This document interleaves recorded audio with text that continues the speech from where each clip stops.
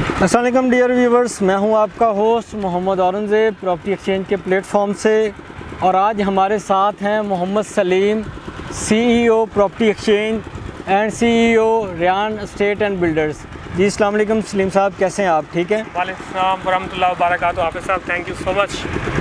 आप कैसे हैं? बिल्कुल ठीक, शुक्र अल्हम्दुलिल्लाह का। और आज आपका कीमती टाइम हमें देने के लिए बहुत बहुत शुक्रिया। Welcome sir. सलीम साहब काइंडली तो ये बताइएगा, property exchange and Ryan and builders में क्या कनेक्शन है?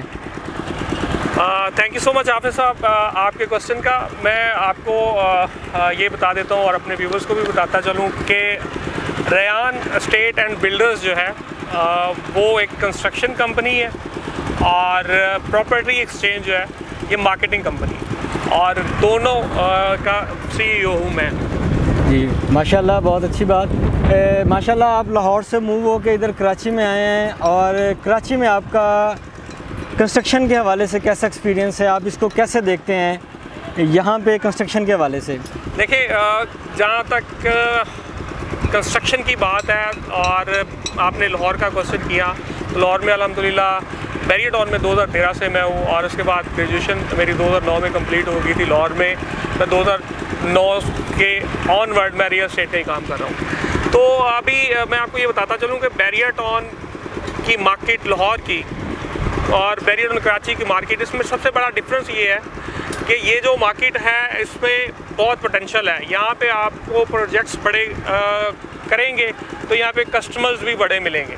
वहाँ पे आप प्रोजेक्ट अगर बड़े कर लेंगे लेकिन वहाँ पे इतनी डिमांड नहीं है, वहाँ पे उतने लोग अवेलेबल नहीं है, वहाँ पे जो है वो मतलब इतना आपका वो मतलब इतनी क्विक सेल्स नहीं है जितनी यहाँ पे बैरियर टाउन कराची के अंदर है। उसकी रीज़न है कि यहाँ पे ये जो एक स्टैंडर्ड दिया गया है वो आपको बैरियर टाउन कराची के अलावा कहीं और नज़र नहीं आता। इवन आप DHA की बात करते हैं तो वो उसके रेट्स बहुत ज़्यादा हैं, महंगा बहुत है, लेकिन जो सहूलियात यहाँ पे है वो DHA में भी नहीं है। आप इसका रोड इंफ्रास्ट्रक्चर चेक करें, आप यहाँ पे इलेक्ट्रिक का निज़ाम चेक करें, आप यहाँ पे सफाई सुथराई और यहाँ पे आप मतलब पार्क्स की क्लीनिंग, हर चीज़ आप देखेंगे आपको प्रॉपरली मतलब जो है वो टाइम से पहले आपको यहाँ पे अवेलेबल होती है। जी बहुत अच्छी बात है। इंशाल्लाह एट दी एंड हम आपसे पूछेंगे कि बहरिया में कंस्ट्रक्शन के हवाले से क्या रूल्स एंड रेगुलेशन को फॉलो किया जाता है।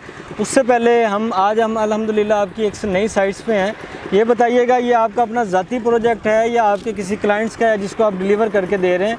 और इसमें यह भी बताइएगा, जो आपके क्लाइंट्स आप पे एतमाद करते हैं, आप उनको क्या चीज़ें डिलीवर करते हैं, क्या चीज़ें आपको फैसिलिटेट करते हैं? हाफिज़ साहब, ये मेरा ज़ाती प्लॉट नहीं है, ये मेरे कस्टमर का प्लॉट है, और ये कस्टमर्स का ही एतमाद है। कस्टमर्स की ही वजह से हम अल्हम्दुलिल्लाह हमारी कंपनी जो है वो बेहतर से बेहतरीन की तरफ जा रही है। तो मेरा जो कस्टमर्स के लिए जो मैं सबसे बेहतर मैं समझता हूँ, उसमें शायद कुछ लोग इत्तेफाक करें या ना करें, लेकिन मेरे हिसाब से तो सबसे बेहतरीन ये है कि मैं खुद वॉच करता हूँ, जो भी प्रोजेक्ट पकड़ता हूँ मैं आगे सबलेट नहीं करता, और मैं फिर उसको अपने हिसाब से जो मेरी कमिटमेंट्स हुई होती हैं उस हिसाब से मेरे पास पूरी टीम है। आपको पता ही है कि इंटीरियर डिज़ाइनर हमारे पास है, सर्वेयर है, और फिर सारी कंस्ट्रक्शन की जो टीम है वो हमारी अपनी है। तो हम इस प्रोजेक्ट को खुद बनाते हैं, कस्टमर के लिए हो या अपना हो, और ख़ुद उसकी फिनिशिंग और इंटीरियर वर्क तक का अगर कोई करवाना चाहता हो तो हम खुद करते हैं, और हमारे पास अपनी उसकी टीम है। एक बड़ा पर्सनल क्वेश्चन है, मैं आपसे करना चाह रहा हूँ, अगर आप बुरा ना माने। लास्ट टाइम आपने गोल्फ में 2000 गज़ के भी प्लॉट्स ख़रीदे हैं, वो बताइएगा आपने इन्वेस्टमेंट पर्पज़ से ख़रीदे हैं या उस पर भी आप कोई अपनी जो है कंस्ट्रक्शन करके जो है अपने क्लाइंट को फैसिलिटेट करेंगे?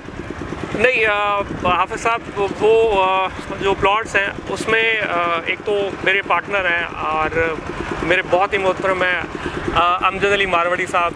वहाँ पे 2000 गज़ पे अल्हम्दुलिल्लाह उनका हम प्रोजेक्ट करेंगे, और उसमें पहला प्रोजेक्ट तो फॉर उनकी लिविंग का है, और दूसरा प्रोजेक्ट में भी हम अभी क्योंकि उसमें अभी फाइनल नहीं हुआ, तो दूसरा प्रोजेक्ट जो है वो हम हो सकता है कि आगे उसको मार्केट करें या हो सकता है उसको बनाकर बेचें। 2000 गज़ एक बहुत बड़ी चीज़ है, और उसमें तो बहुत ज़्यादा एफ़र्ट लगती है। इससे ये नज़र आता है कि जो आपकी अचीवमेंट हैं वो बहुत ज़्यादा हैं, इसीलिए जो आपके क्लाइंट्स हैं वो आप पे रिलाई करते हैं।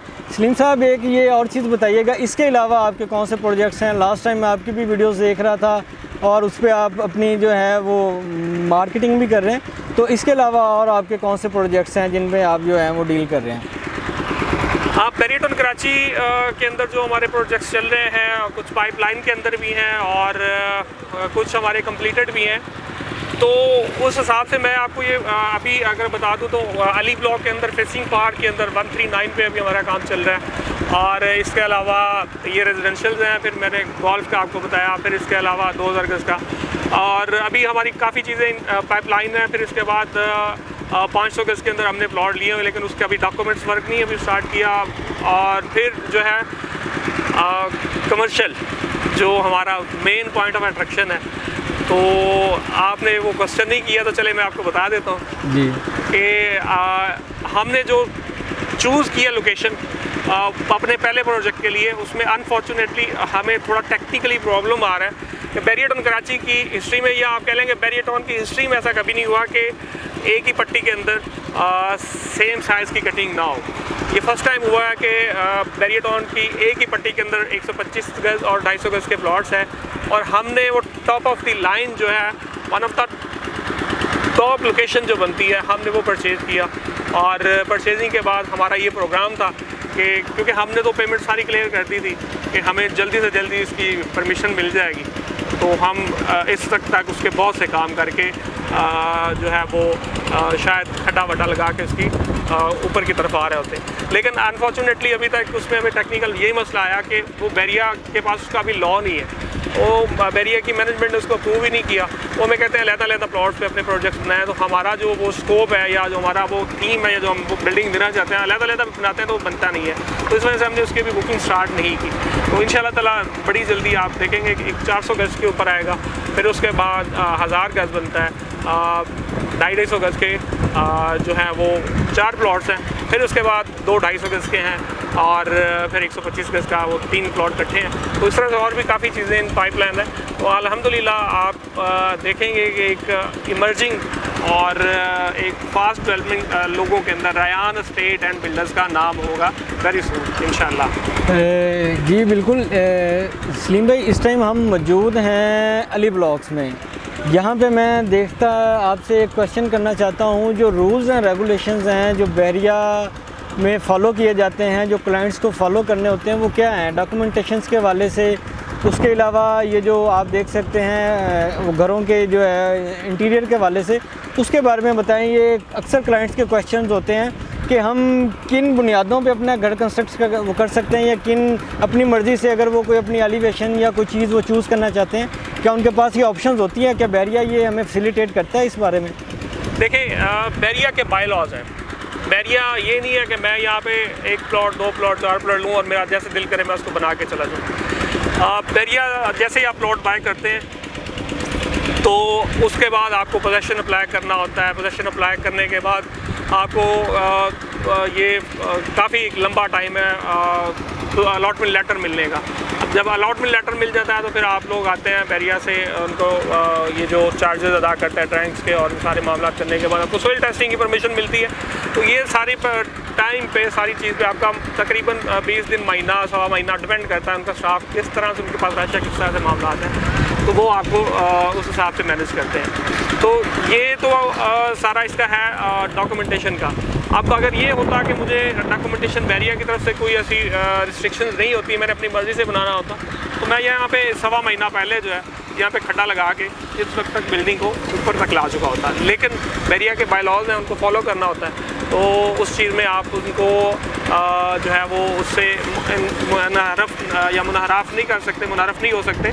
तो वो कस्टमर्स के लिए अच्छा है। अब इसमें ये बैरिया चेक करता है कि अगर किसी कॉन्ट्रैक्टर को कोई कॉन्ट्रैक्ट दिया गया है किसी कस्टमर की तरफ से, तो उसमें फिर वो कोई क्वालिटी को इतना ना गिरा दे कि कल को कोई सिक्योरिटी रिस्क बन जाए। लेट्स सपोज अगर जहाँ पे सरिया है उसकी तादाद है, क्वांटिटी मतलब 1 टन है, 1.5 टन है, 2 टन है, 3 है, तो वो 3 की जगह पे ये ना हो कि यहाँ पे 1.25 टन या 1.5 टन डाल के चला जाए और बना के फिर बाद में अल्लाह ना करे काटा या कोई मसला होता है तो वहाँ पे उनको प्रॉब्लम हो। तो ये चीज़ है कि जो इनके बाय लॉज हैं उसके मुताबिक आपको स्टील डालना पड़ेगा, उसके मुताबिक आपको ब्लॉक्स डालने पड़ेंगे, उसके मुताबिक आपको क्लस्टर डालना पड़ेगा, उसके मुताबिक इनकी अप्रूव वायर्स डालनी होगी, इनका अप्रूव पेंट है, इनकी अप्रूव जो मतलब सारी चीज़ें। ये ऐसे नहीं है कि आप अपनी मर्ज़ी से यहाँ पे, हाँ आप अपनी मर्ज़ी से अंदर जो रूम्स हैं उसको डिज़ाइन कर सकते हैं। आपको 125 गज के अंदर 2 कमरे चाहिए, 3 चाहिए, 4 चाहिए, आप वो जो एरिया आपके लिए सेग्रीगेट किया गया फॉर कंस्ट्रक्शन आप उसको यूटिलाइज़ कर सकते हैं, और इसके अलावा आप एक्स्ट्रा एरिया यूज़ नहीं कर सकते फॉर कंस्ट्रक्शन। बहुत ही गुड इन्फॉर्मेशन सलीम साहब जो आपने प्रोवाइड्स की हमारे कस्टमर को। तो इसी के साथ हमें इजाज़त दें, और हमारे चैनल को लाइक, सब्सक्राइब और शेयर ज़रूर कीजिएगा ताकि आने वाली हमारी नई इन्फॉर्मेटिव वीडियो आप तक पहुंच सके। इसी के साथ अल्लाह हाफिज़। थैंक यू सलीम साहब, बहुत बहुत शुक्रिया आपका। Thank you.